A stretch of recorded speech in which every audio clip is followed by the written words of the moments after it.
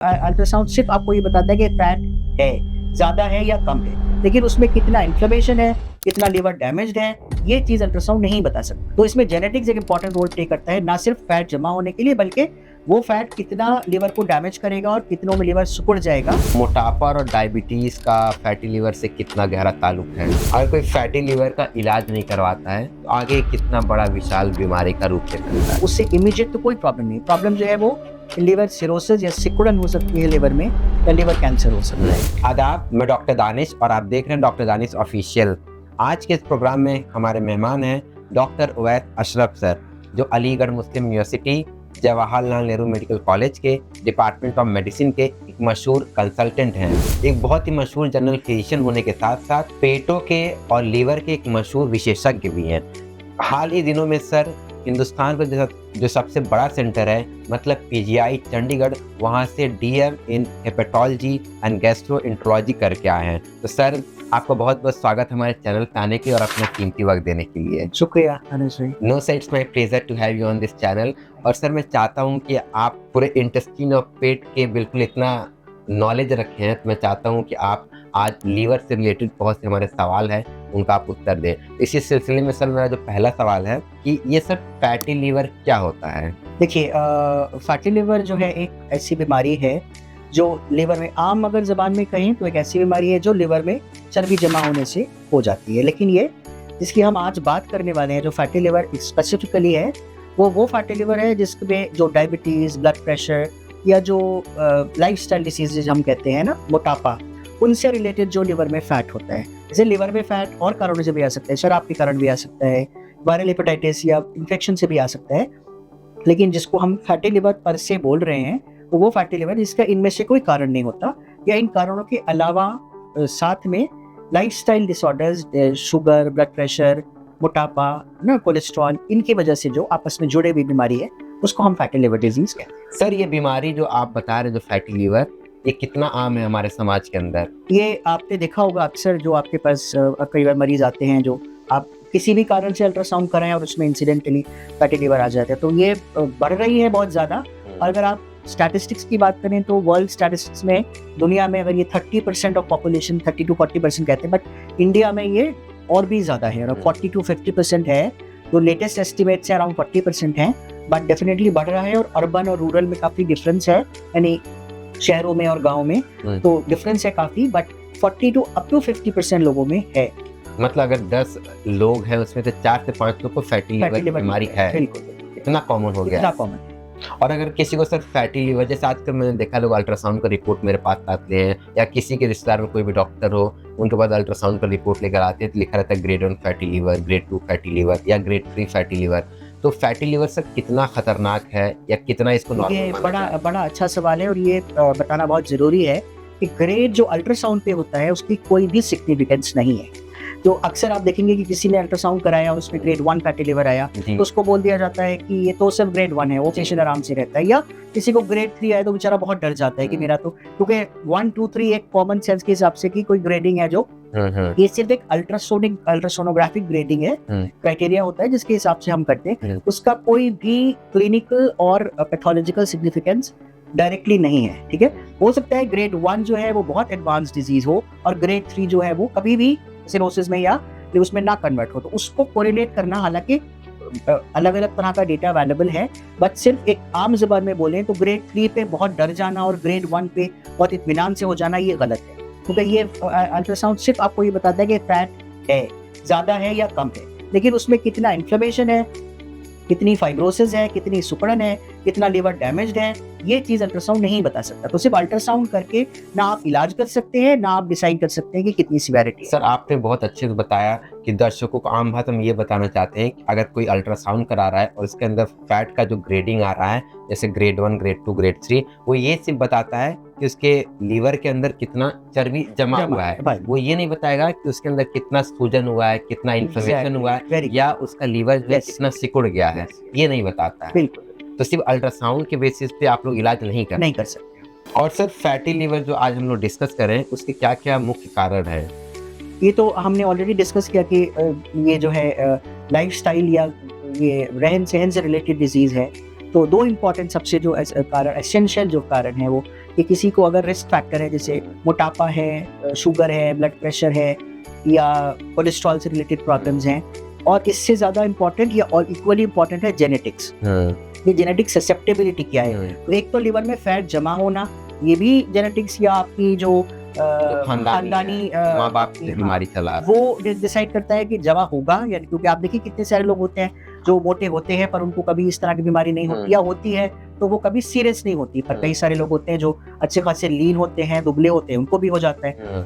तो इसमें जेनेटिक्स एक इंपॉर्टेंट रोल प्ले करता है, ना सिर्फ फैट जमा होने के लिए, बल्कि वो फैट कितना लिवर को डैमेज करेगा और कितनों में लिवर सिकुड़ जाएगा, वो सब भी जेनेटिक्स। और सर मोटापा और डायबिटीज का फैटी लिवर से कितना गहरा ताल्लुक है?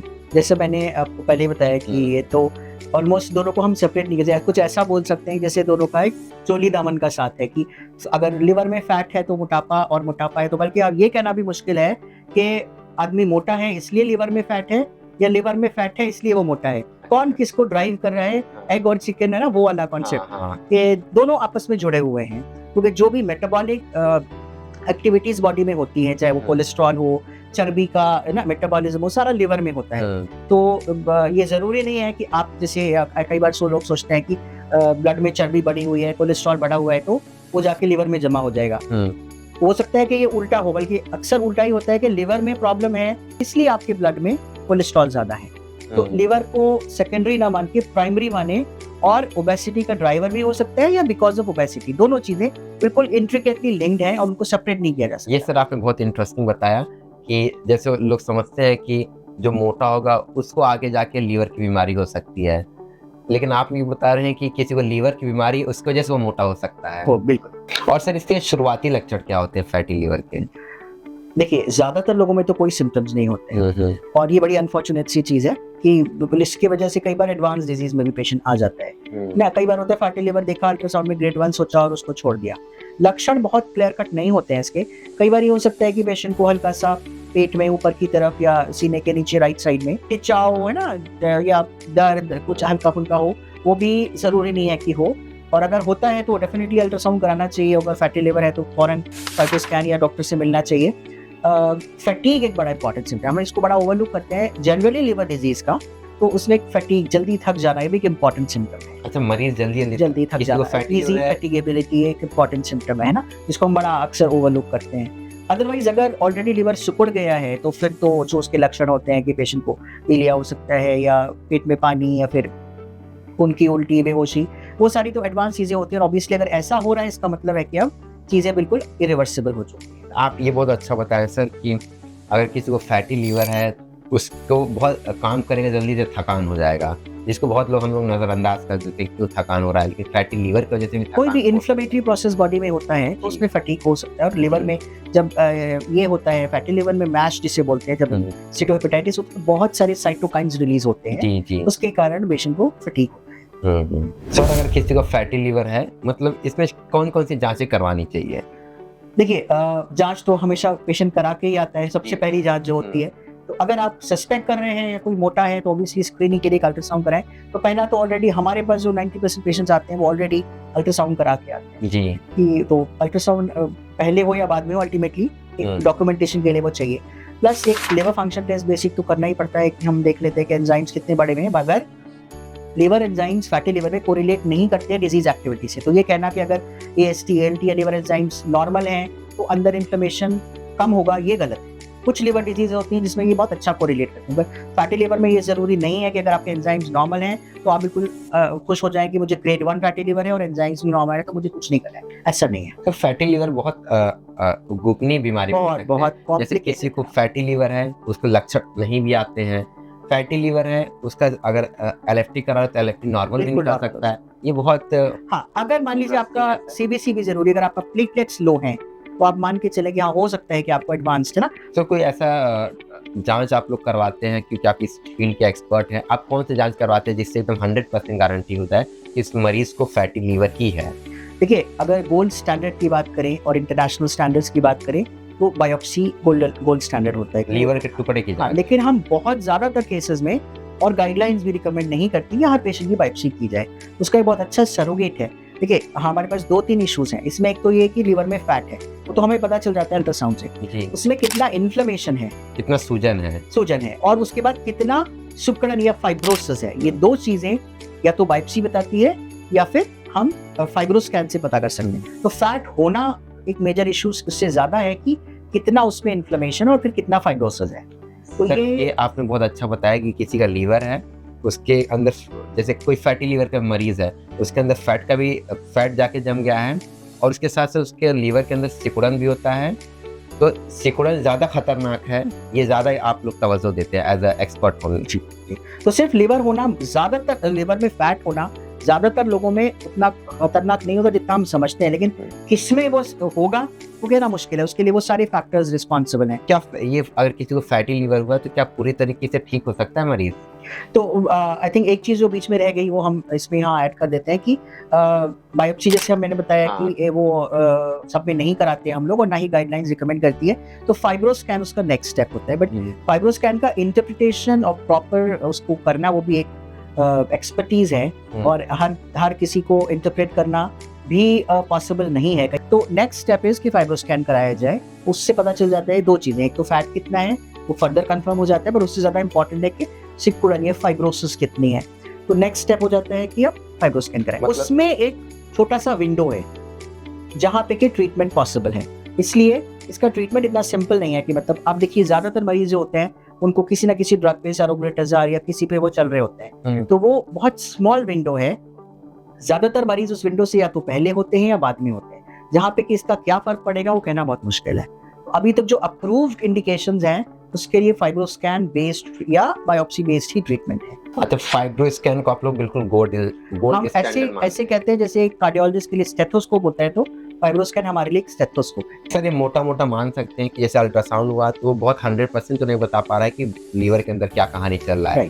फाइब्रोस्कैन को मान सकते हैं कि पूरा वो कहानी लीवर का बता देगा कि कितना डैमेज है, कितना सूजन है, कितना। तो ये सूजन, इन्फ्लेमेशन तो फाइब्रोस्कैन भी नहीं बताता है, लेकिन वो फाइब्रोसिस बता देता है। और सर बहुत से लोग कहते हैं कि ये दवा खा लो इससे फैटी लीवर सही हो जाएगा, कितना सही है कि कौन सी दवा खाना चाहिए? नहीं, दवाएं देखिए जो अप्रूव्ड ड्रग्स हैं वो 3-4 ही ड्रग्स हैं ना पूरे वर्ल्ड में सर, पूरे वर्ल्ड में, पूरे दुनिया में, पूरे दुनिया में। विटामिन ई अप्रूव्ड है, पायोग्लिटिजोन अप्रूव्ड है, सारोग्लिटजार इंडिया में अप्रूव्ड है। India is the only country जहाँ ये सारोग्लिटजार जो दवाएं हैं ये इंडिया में ही अप्रूव्ड है, यूएस एफडीए से अप्रूव्ड नहीं है। एक अभी रिसेंटली एक दवाई है रेस्मेटेरोम जो थायराइड हार्मोन एगोनिस्ट है, बीटा एगोनिस्ट है।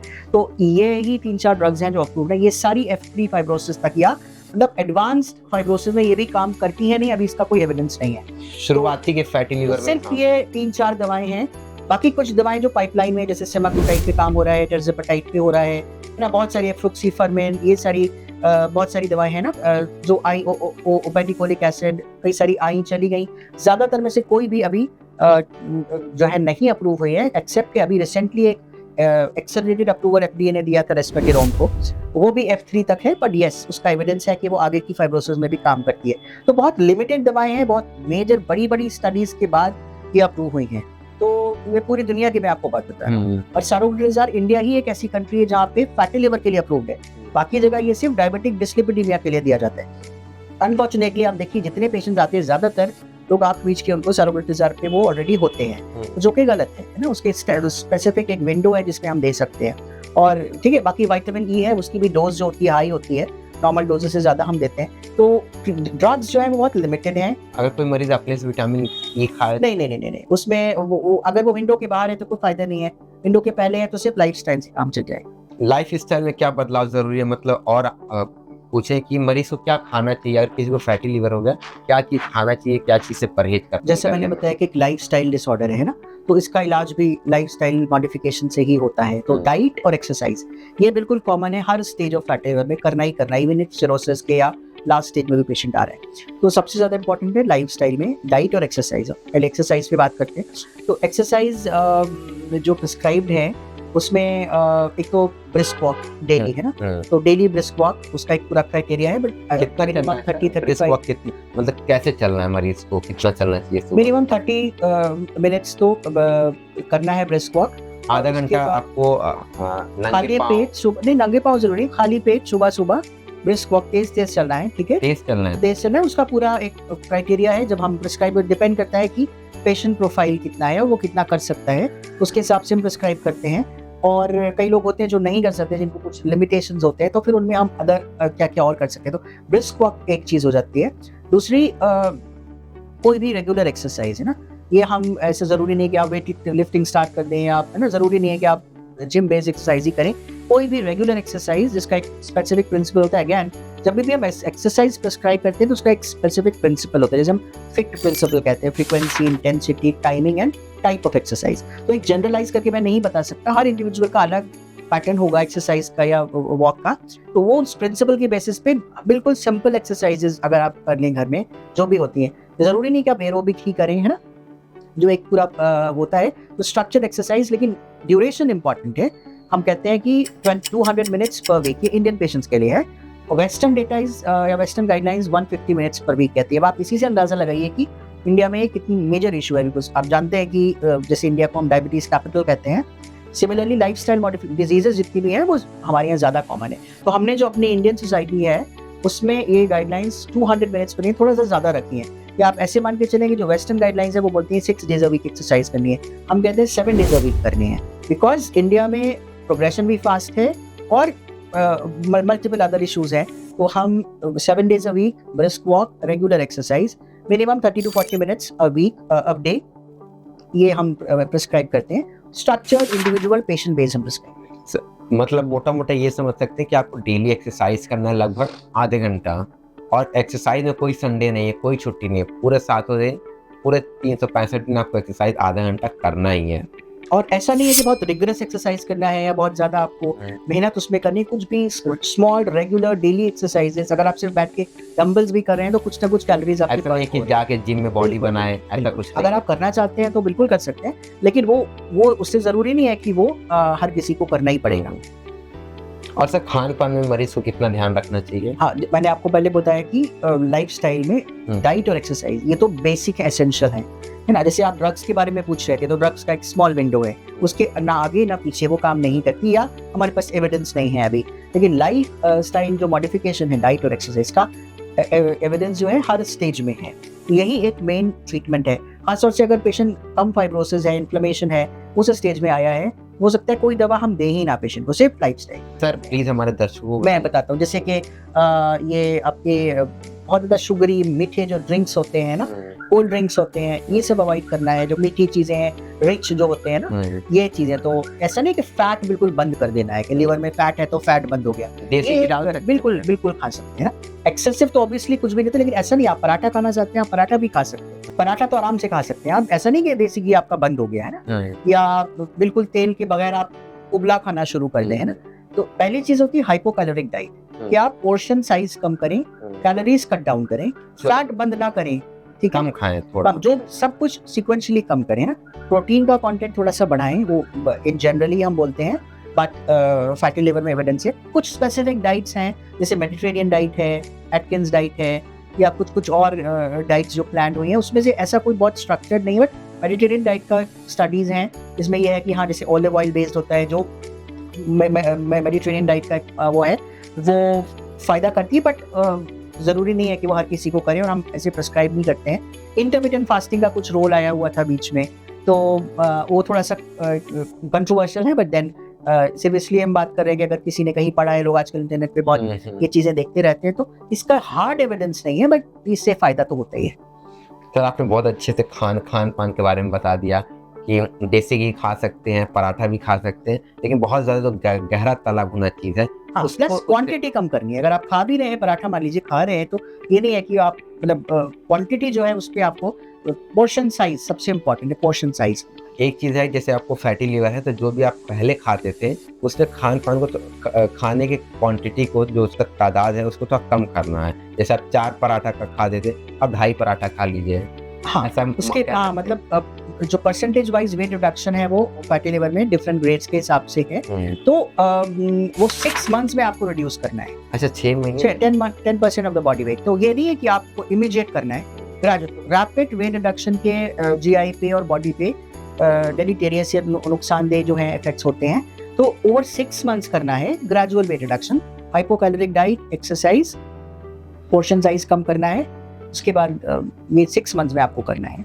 और सर अगर कोई फैटी लिवर का इलाज नहीं करवाता है तो आगे कितना बड़ा विशाल बीमारी का रूप ले सकता है? देखिए, ये जो सारा डिस्कशन है इसीलिए हो रहा है कि वो चीज़ ना आए। जी। तो मतलब अगर फैटी लिवर है भी तो उससे इमीडिएट तो कोई प्रॉब्लम नहीं। प्रॉब्लम जो है वो लिवर सिरोसिस या सिकुड़न हो सकती है लिवर में, या लिवर कैंसर हो सकता है। वो सबसे खतरनाक चीज़ है। लिवर में सिकुड़न आ गई तो फिर वो नसें फूलना, खून की उल्टी होना, पेट में पानी होना, फिर अल्टीमेटली ट्रांसप्लांट ही उसका ट्रीटमेंट है, या फिर लिवर में कैंसर, वो भी एक इम्पॉर्टेंट प्रॉब्लम है। और आपको मैं बता दूं कि लिवर कैंसर जो है नॉर्मली 90 to 95% जो होता है वो सिरोटिक लिवर या सिकुड़े हुए लिवर में ही होता है। इसलिए हर सिरोसिस के पेशेंट्स को एवरी 6 मंथ्स, हर 6 महीने पे हम स्क्रीनिंग करते हैं लिवर कैंसर के लिए। बट ये फैटी लिवर वाले पेशेंट्स ऐसे होते हैं, और हेपेटाइटिस बी है ना, जिनमें कि बगैर सिकुड़े भी किसी भी स्टेज पे कैंसर हो सकता है। तो ये एक स्टेप अहेड है लिवर डिजीज में, कि एक तो सिरोसिस होना, पर उससे भी ज़्यादा कि नॉर्मली आप ऐसे समझिए किसी का लिवर सिकुड़ा हुआ है तो हम